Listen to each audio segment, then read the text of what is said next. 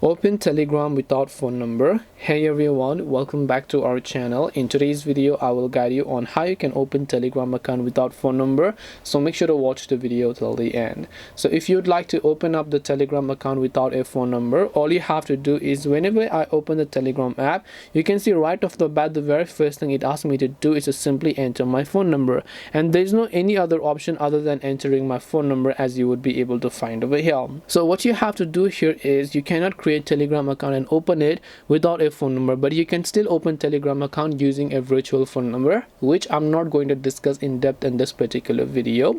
There are many legal websites that provide you these free virtual phone numbers that you can use. If you don't have a real SIM card and a phone number, you can still create account using those phone numbers, and you will also get the verification code in case you're wondering. This way you should be able to open Telegram without phone number. Hope this video was helpful. If you have any questions, feel free to leave them down.